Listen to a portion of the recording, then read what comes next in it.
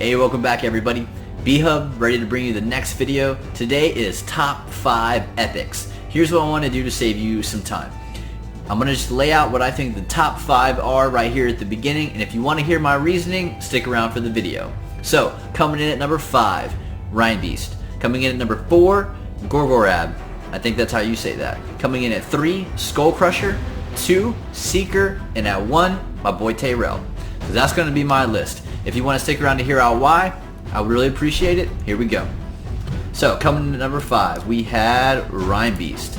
Now, Rhymebeast, I'm kind of on the fence about. I want you guys to tell me what you think about him, because I obviously see a lot of posts that are like, Rhymebeast is so OP in Arena and all this kind of stuff, and he definitely is at the beginning, and I don't know whether it's just like the specific heroes that I've pulled or what, but he just does not bother me at all anymore in Arena.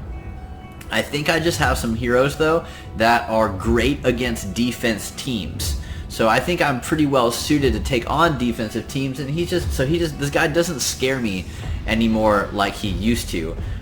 He also is not good at clan boss, and I'm not really sure how he fares in dungeons. So tell me, what is your opinion of this guy? But I know that as you level up in Arena and things like that, up until you find a way to deal with him, he is a nightmare to fight against. So I know that he's really good, but I want to hear your opinion on it too. So number 4 is up next, and that's going to be Gorgorab, which I think is how you say his name. Again, I'm not sure. Yo Gabba Gabba, whatever this dude's name is. Really solid hero. If you get him, you're going to see him in Arena all the time, right? There are a couple of heroes that are just very frequented at Gold 4 in Arena, and he is one of them. Let me show you why he's on so many teams. His A1 has a chance of removing a random buff. That's really solid. Removing buffs, always good.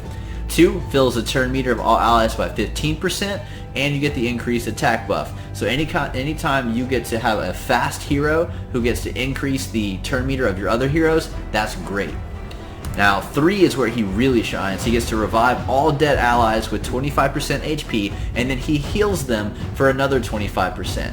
So if you do not kill him first, he will revive the heroes that you do kill. It's pretty tricky. You have to kind of focus him down if you want to take out an Arena team that has him on it. You can't kill other heroes and then let him go, or you will have to restart fighting those heroes. And then finally, his speed, he has the speed aura, which in Arena, I could get 90% of the time in Arena you want speed aura. Only in a couple of situations do you want anything different. So this makes him amazing. Really solid hero. Next, we're moving on to number 3, and that is going to be over here in the tribes, and that is Skullcrusher. Skullcrusher is a great hero. You see him in Arena, but you also see him in Clan Boss, and I'm sure he is amazing in dungeons. His A1 does a heal reduction buff, but hey, that's really not where he shines. A2 is where he shines. You get an ally protection buff on all the other allies, you get counterattack on all the other allies, and he gets an unkillable buff. So let me explain how this works. Ally protection means that he takes a portion of the damage that is done to all of the allies. So he is taking part of their damage for them, and he is unkillable. So he's going to take some of that damage, and worst case scenario, he gets all the way down and you get to heal him right back up. That's really strong. But counterattack on the rest of the team, this is amazing. Anytime you can give your team counterattack, it's phenomenal. Everywhere. So it's great in every single arena, whether it is in dungeons, like take Spider for instance. You put counterattack on your team, and if your team gets hit, they get to hit back, especially if they have AoE on their A1. It's great. And on Clan Boss, this is awesome. Anytime that you get just extra rounds of hitting Clan Boss, it's always going to be better for you. So he is great there. His passive decreases the duration of all debuffs on him by 1. So if the clan boss stuns him, it doesn't work. In Arena, if you hit him with like a 1-turn freeze or sleep or stun, anything like that, it just shakes right off of him. He's very strong, a very good all-around hero. I think he is great. Coming in at number 2. Next is Seeker. It's going to be in the Undead Hordes. right here, coming at you live with your Bat Unicorn hero. Seeker is fantastic in so many areas of the game. I use him in dungeons from time to time. I use him on an old clan boss team that I used to run, and I think he did okay. Although I think they're definitely better clan boss heroes. But in Arena is where he really shines. He's fantastic in Arena. Let me show you why. One of the best things about Seeker is that with his abilities, he hardly has to even work to use them. The passive can give your whole team an increased defense, and it can heal him. And Tailwind can give your whole allied turn meter 30% increase, which is a huge increase in the turn meter. And you get the increased attack, but it grants him an extra turn, which means Seeker has to do virtually nothing to give your whole team 2 buffs and a 30% turn meter increase. That's so strong.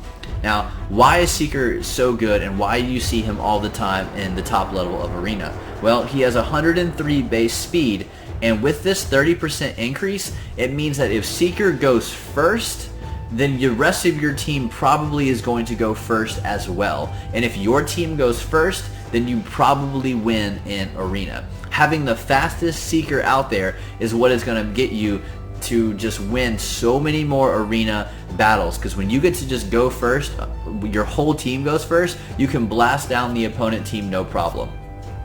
Not only does he get to go first, but if he lands this provoke, what you're going to do is you're going to pick the best champion on their team, or the most detrimental to you, and you're going to attack them. And if he lands his provoke on them, then they won't be able to use their cooldown skills because they have to attack Seeker with their A1.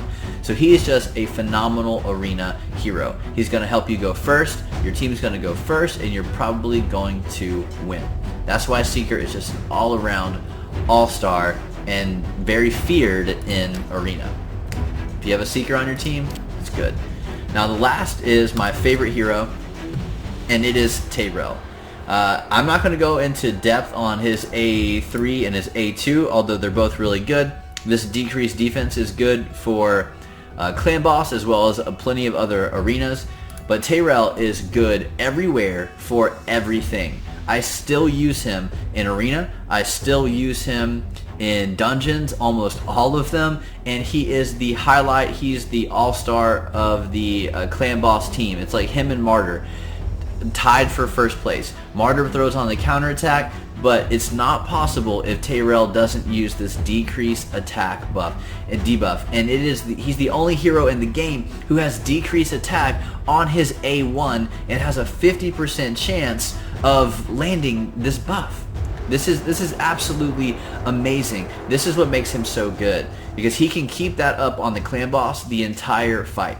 I auto sometimes with my team, and he's able to keep this debuff up the whole game on auto.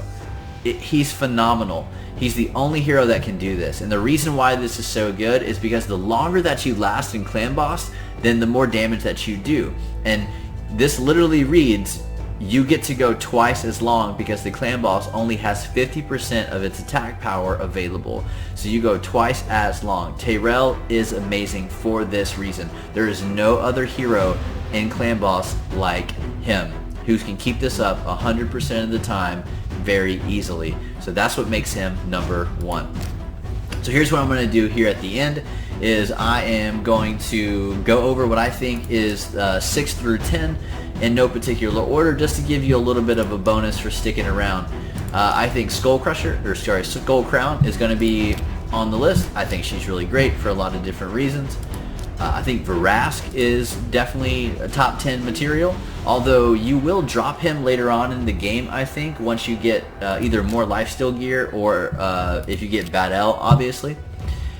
In Skinwalkers, you have Steel Skull. Steel Skull is used in a ton of top level Nightmare clan boss teams. Very solid hero.